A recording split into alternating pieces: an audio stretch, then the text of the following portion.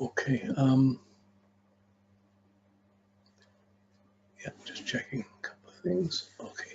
So we get into Cancer, we have the first daughter, the gentle wind and wood, the power of gentleness. It's gentle penetration. Well, Cancers it's ruled by the moon going to the sun. It's right concentration. Get your feelings right. Don't get caught in old memories and old doubts and old fears. Don't bring up the bad past and the worries and those things. That just spoils the glory of the summer. You have to concentrate and get clear so you're not letting the old moods and old things interfere with the new cycle that's growing, or the new sensitivity, because it'll affect the new friends, the new receptivity. So at the seed point, it's right concentration. It's right. It's being centered and not being pulled out by everything. But everybody's doing so much. But who's being feeling? Who's being sensitive? The feelings come up and they bring a type of detachment, a sensitivity. I don't want to get caught in that. The Cancer has to respond. It's very independent, but it still has that sense of responsibility, where Gemini has a sense of, I'm going to go free. I'll do this anyways while I can get away with it. I can follow this anyways. I'll take this. I'll wing it. The Cancer sits at the same way. So, whoa, I'm not going to wing it. Wait. Let me reflect on this a bit. So this is the moon rulership. Because it's the moon, you get spaced out. You get caught in your feelings, moods, whatever. And the Buddhist path is to be right concentration. Gentleness, penetration. It's not wrong to be gentle penetrating, but if your gentleness is selfish or distorted or gross, what are you going to penetrate into? So it puts the effort of inward work on yourself in that right concentration on dealing with your feelings to rise up towards the sun. The last half is the sun running to Mercury. So the sun really isn't presented really well. It's there, it's in the center of it, but really see the moon and the cardinal and the Mercury, the mind, and when you get to the second sun, the darkness increasing, the daylight is greater, but the dark side of summer. You have the abysmal, dangerous water. If there's water, if there's no water, you see the results of water. You see whether crops growing or not growing. You see all the work that has to be done. This is Virgo. You're thinking about what has to be done. You're trying to work, trying to adapt to, trying to keep up with all the demands, trying to do it perfectly. Don't tell me I've got my system. I'm working on it. That's the mental side of Virgo. So this is the point of, I'm sorry, I'm just going back to check it. Right mindfulness. Yeah.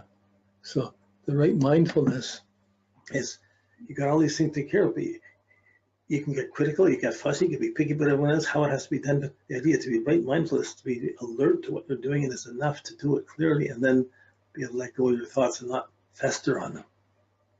So right mindfulness means also mindfulness based on your heart, on the Leo sun, on like it's coming up into the mindfulness, and you're having to the summer's over. You're having to fix things and make the best of whatever it was. But that doesn't mean you have to be negative about what was. So it's, again, directing the mind to be clearer rather than getting into the dark, critical sides of the Virgo. When you get to Libra, into the first half of Scorpio, you have the keeping still mountain, the third sun.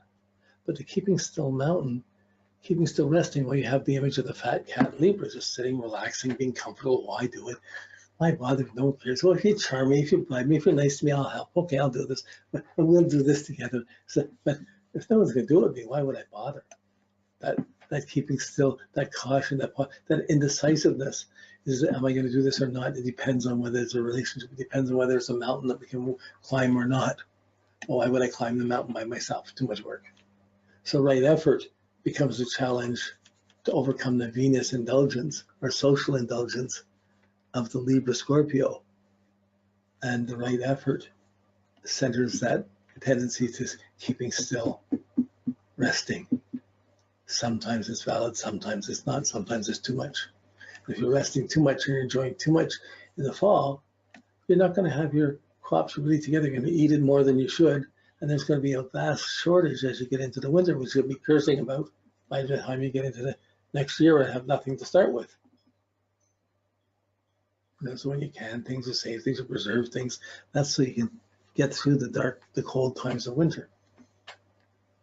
So that's the Venus ruled, the choices you make in Libra in that first half of Scorpio.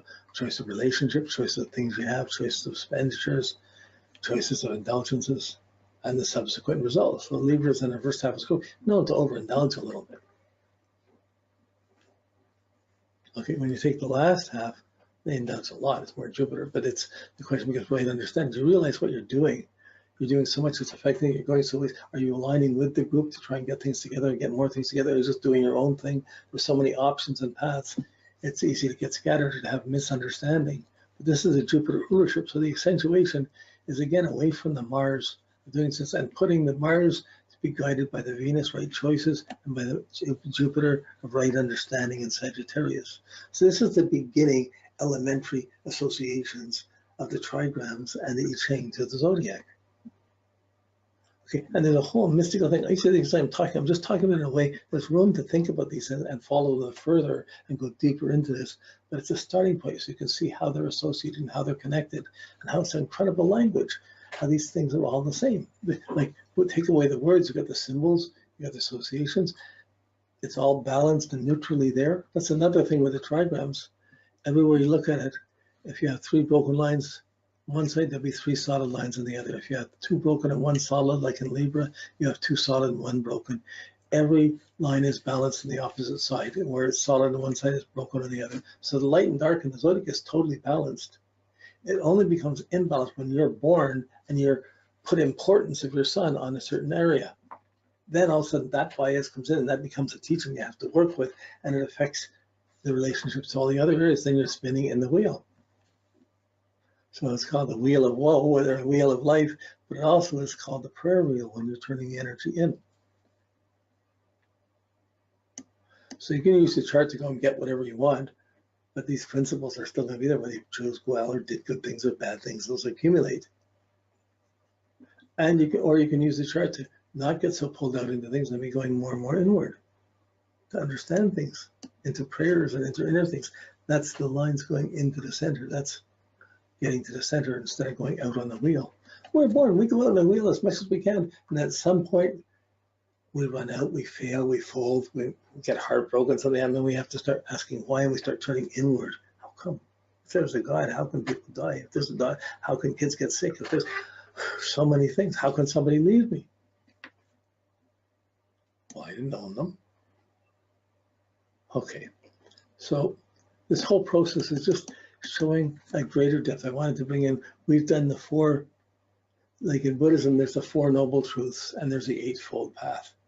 So you have the 2 basic dualities, the father, the mother, the 4 grandparents, and the 8 great-grandparents. So you have daylight increasing, nighttime increasing, the 2 basic principles, then you have the 4 seasons, then you have the 8 seasons, the light half and dark half of each season.